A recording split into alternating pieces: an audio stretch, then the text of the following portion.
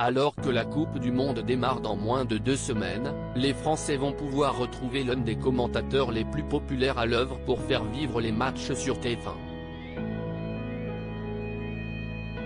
Aux côtés de son comparse Vicente Lizarazu, avec qui il s'entend à merveille, Grégoire Margoton est chargé de commenter les matchs de l'équipe de France de football depuis 2016 et il compte désormais plusieurs compétitions majeures, dont le fameux Mondial 2018, remporté par les coéquipiers d'Antoine Griezmann. Une voix unique qui fête aujourd'hui ses 53 ans et si tout va pour le mieux côté professionnel, le natif de Lyon n'est pas le plus malheureux dans sa vie privée.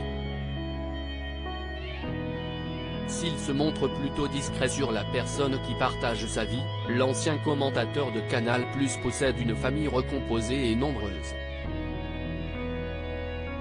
D'une précédente union, il a eu un garçon, 21 ans, et une fille, 15, et avec sa compagne actuelle, il a eu 3 jeunes enfants. Cela signifie donc que Grégoire Margoton est le heureux papa de 5 enfants. S'il n'avait pas encore les réseaux sociaux pour ses premiers enfants, il n'a pas hésité à faire l'annonce de la venue au monde de ces 2 derniers.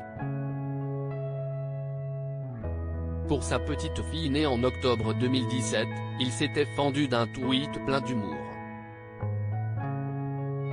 Cette jeune supportrice du Liverpool FC soutient l'Olympique lyonnais du côté de Goodison Park, le stade d'Everton, le rival historique de Liverpool, note de la rédaction.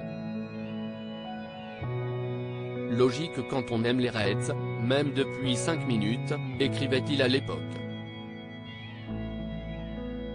Rare cliché d'une jeune supportrice tentant de croiser les doigts puisqu'elle ne boycotte pas l'équipe de France. Grégoire Margoton a récidivé l'an dernier pour la naissance de son 5e enfant, et sa 3e fille, en publiant un joli cliché de la petite à la maternité. Rare cliché d'une jeune supportrice tentant de croiser les doigts puisqu'elle ne boycotte pas l'équipe de France, écrivait-il pour annoncer la bonne nouvelle. S'il donne des nouvelles concernant les naissances de ses enfants, le journaliste tient tout de même à garder une part de mystère et l'on ne connaît toujours pas le prénom de ses enfants.